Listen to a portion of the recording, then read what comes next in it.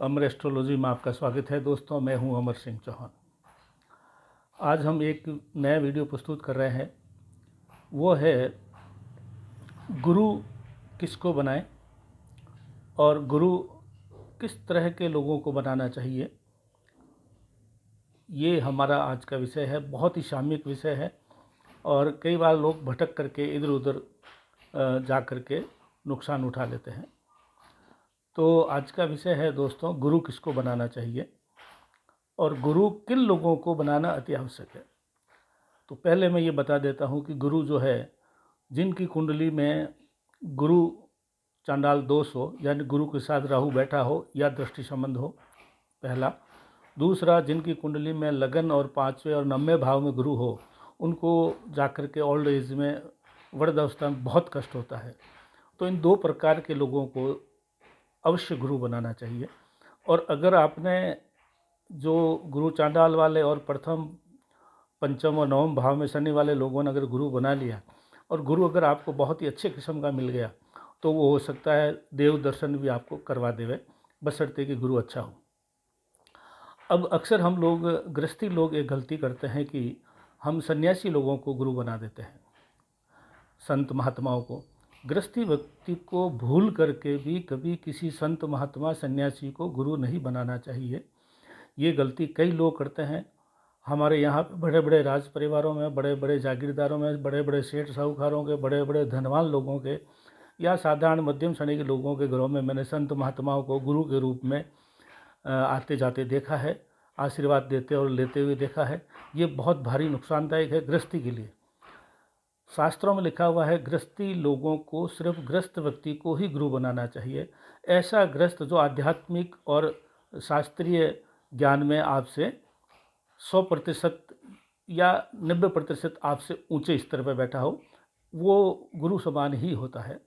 तो ऐसे आध्यात्मिक और उच्च स्तर के गृहस्थ को ही आपको गुरु बनाना है। वो आपका दोस्त, रिश्तेदार या कोई परिचित या कोई भी ऐसा अड़ोस पड़ोस में, गांव में, शहर में ऐसा ज्ञानी व्यक्ति ढूंढे, उसको गुरु बनाएं। गृहस्थ को, सिर्फ गृहस्थ को ही गुरु बनाना चाहिए। अब मैं बताता हूँ गुरु किस तरह से अपने शिष्य को लाभान्वित कर सकता है। शास्त्रों में लिखा हुआ है 4 तरीके हैं जो गुरु अपने शिष्य को किसी न किसी रूप में अपना ज्ञान और जो है उसको शिक्षा ट्रांसफ़र कर सकता है। सबसे पहले तो स्मरण से। स्मरण से कैसे? जैसे कछुआ ज़मीन पे रेत में आके अंडा देता है और पानी में खुद घूमता है, और पानी में घूमते और चलते हुए वो रेत में पड़े हुए अंडे के ऊपर स्मरण करता है, उसको याद करता है। तो कछुए के याद करने से रेत में पड़ा हुआ अंडा धीरे धीरे अंडा जो है पक जाता है और उसके अंदर से बच्चे निकल आते हैं। ये स्मरण का उदाहरण है। दूसरा है दृष्टि से, मात्र देखने से।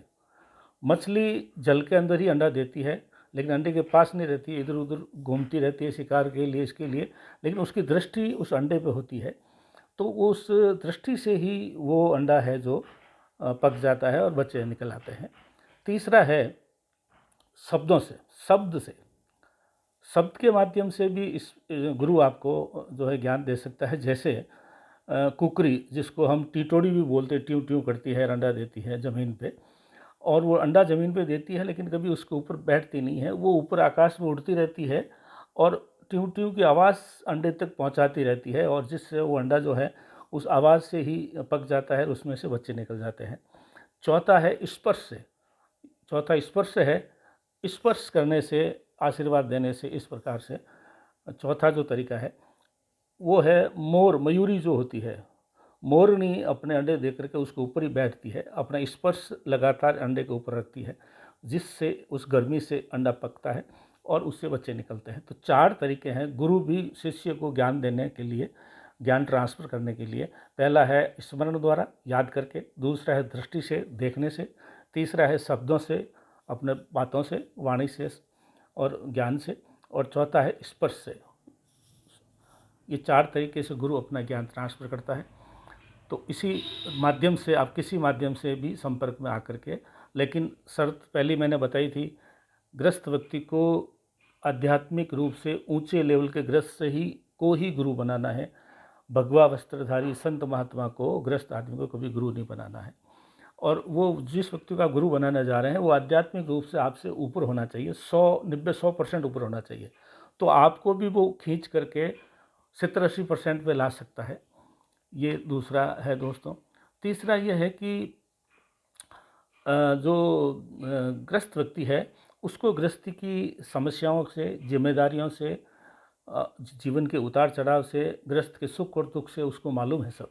वो आपको अच्छे से शिक्षा दे सकता है कि गृहस्थ व्यक्ति को क्या क्या दुविधाएं, सुख दुख, क्या घटनाएं आती है।